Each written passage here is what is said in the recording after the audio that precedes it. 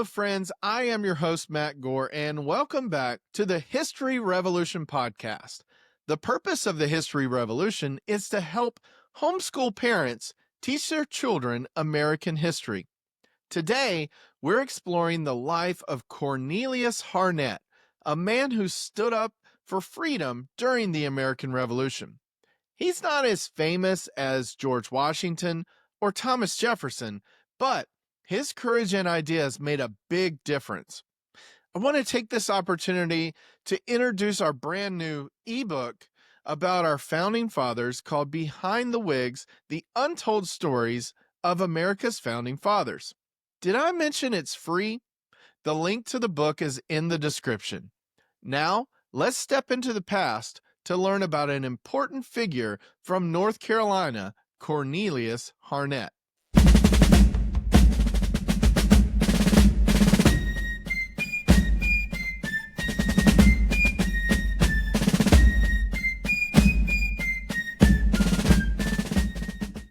Let's start at the beginning.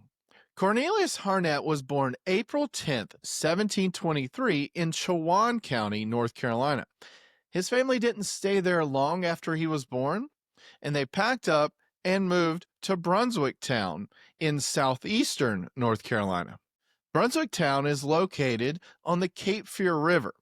It was a tough place to live, swampy, full of bugs, and far from big cities, but it was now home. Cornelius grew up in a family of merchants, which means they bought and sold things like tobacco, fish, and supplies for ships.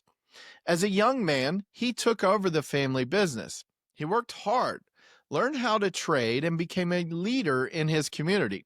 He wasn't the richest guy around, but he was smart and respected. People trusted him, and that trust would soon lead into some very big events. Fast forward to the 1760s. The American colonies, including North Carolina, were starting to get very frustrated with England. King George III and the British government were passing laws that the colonists didn't like, especially new taxes. They had to pay extra money for things like paper and tea, and they didn't have a say in it. Cornelius Harnett, now in his 40s, didn't think that was fair because, well, it wasn't. He joined a group called the Sons of Liberty, a secret club of people who wanted to push back against British control. In 1765, something called the Stamp Act made everyone really mad. It was a tax on every piece of paper, letters, newspapers, even playing cards. Cornelius and the Sons of Liberty in North Carolina said no more.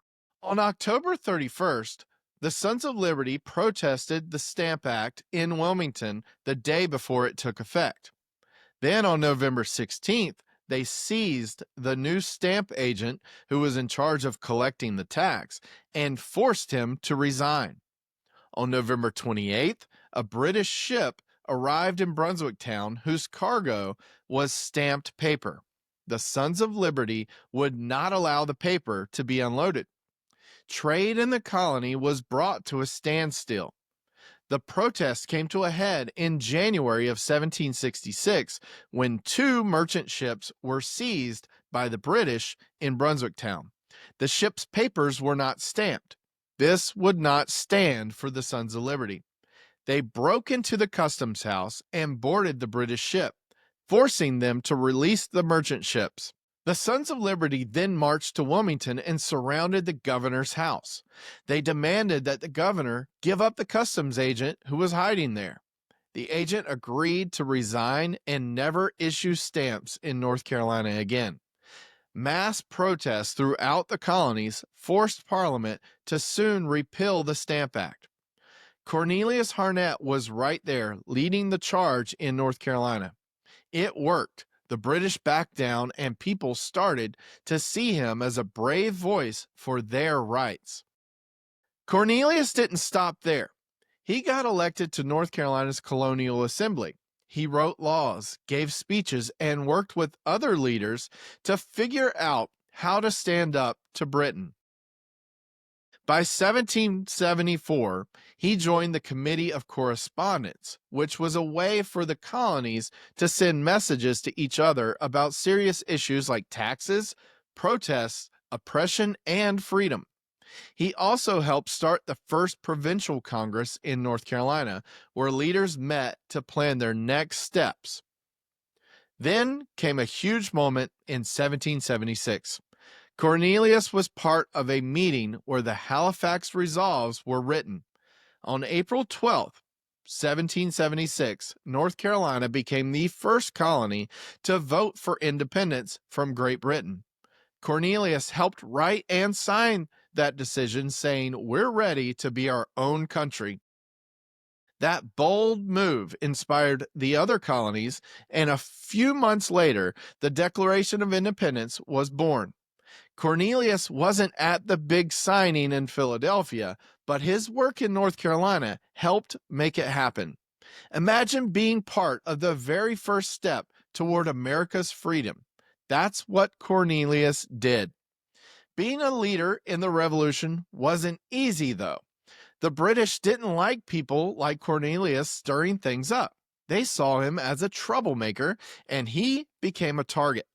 He worked hard to keep the fight going, organizing supplies for soldiers, helping build militias, and keeping the spirit of independence alive. He was also a signer of our country's original form of government, the Articles of Confederation. People started calling him the Samuel Adams of North Carolina, after the famous rebel from Boston. It was a big compliment, but it also meant danger was close behind. In 1781, that danger caught up to Cornelius. The British attacked North Carolina while he was living in Wilmington.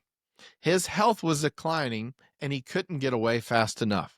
British soldiers captured Harnett and threw him in jail, treated him very badly. They even paraded him through the streets to scare the townspeople. Cornelius was weak, but he stayed strong in his heart, refusing to give up his beliefs. Sadly, Cornelius's story ends on a tough note. He spent months in a cold, dirty British prison. His health got worse, and the British eventually released him, but it was too late for Harnett. He would die from his illness shortly after his release from prison. It was a hard way to go, but his friends and neighbors never forgot his courage. He was buried in Wilmington. Now, what did Cornelius Harnett leave behind? He wasn't a president or a general with a big statue, but he was a spark, a leader who helped light the way to independence. He showed that even regular people, not just famous names, could change history. His bravery in North Carolina helped America become its own country, and that's something worth remembering. In 1855, North Carolina honored Cornelius Harnett's great contribution to our country by naming Harnett County in central North Carolina after him. Okay, homeschoolers, let's wrap this up with a big question. Imagine you're Cornelius Harnett in 1776, and you're voting for independence. What would you say to convince your friends and neighbors to join you?